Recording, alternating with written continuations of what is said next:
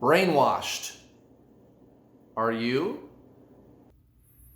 This is a diagram of how things really work. I saw a interview with Noam Chomsky, and there's a lot of things about him that I like, and there's some things that I don't necessarily agree with. I try to think for myself. But one thing that he talks about that I do like are observations about the true systems of control in our world and how our world is really governed. And I do agree with him on those talking points. Somebody asked him in this interview, they said, can you tell me exactly how precisely, how exactly and technically does it work that there is an elite that runs the media? How does that operate? How can it be that the elite control our media? That just sounds, ambiguous. How is it that they control our media? And Noam Chomsky cut the guy off and he said, look, we understand that the elite own General Motors. You don't ask, how do the elite control General Motors, do you? It's understood.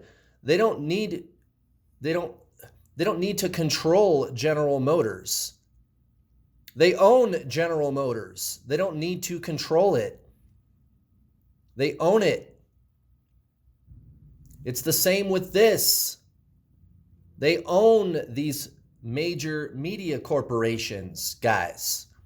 They own them. They don't need to control the media. They own it. And if you go a little bit up the ladder, if you go up the food chain, you have the Bilderberg Group, the Trilateral Commission, and the Council on Foreign Relations, which oversees those two. And you could also throw in there the Bank of International Settlements, the Federal Reserve, the Bank of England, and so on. The elite chair these organizations. And then they own, and here's the pictures of the people who own the media and who answer to the people who run these organizations. And I would encourage you to spend a little time learning about who owns and operates the Council on Foreign Relations and the Trilateral Commission. That's the real power structure. These are the people that pay off politicians and set policy. You can read policy papers from the Council on Foreign Relations from decades ago, and you'll be shocked to find out that things that they were talking about doing back then, they are now doing. Those things are now going on. And 50 years ago, it sounded like a conspiracy theory to say that you could do those things, but they're doing it. They roll out these control systems slowly over a long period of time. And they do it in such a way so that it blends in to society. It's like background noise. Come on, camera. Yeah, stupid thing. Understanding how government really functions is not hard. I'll give you an analogy. If you go to Burger King,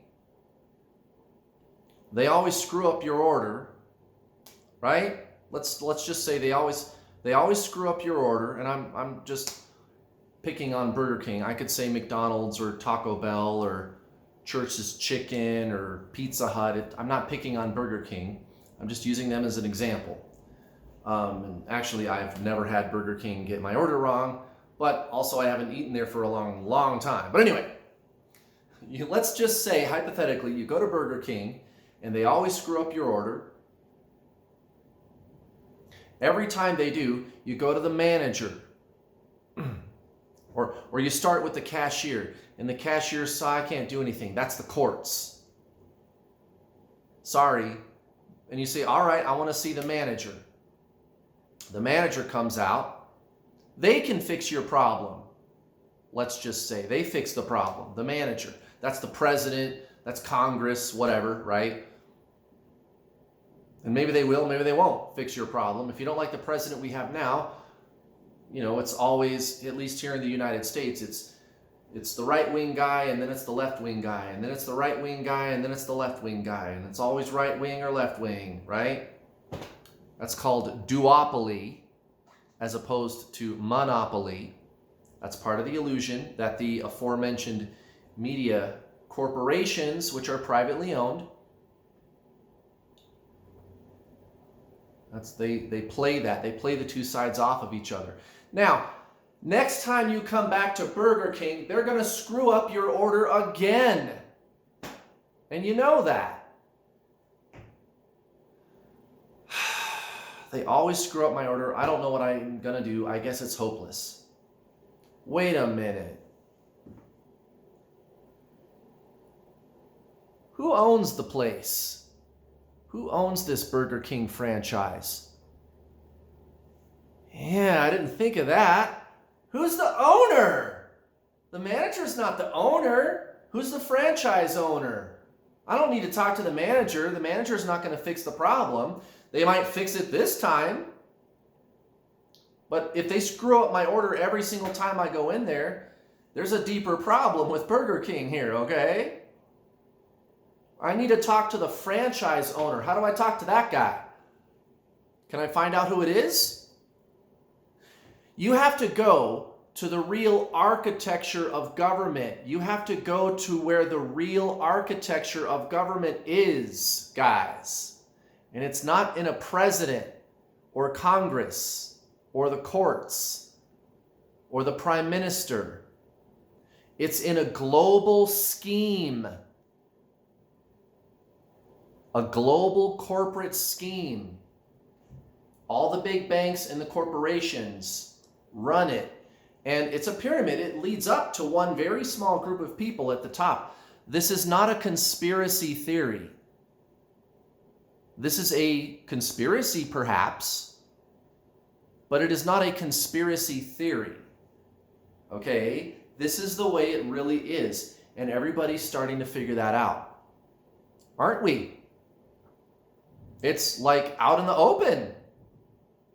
And here we go, still fighting over partisan politics. That's all. I just wanted to share that observation with you guys today.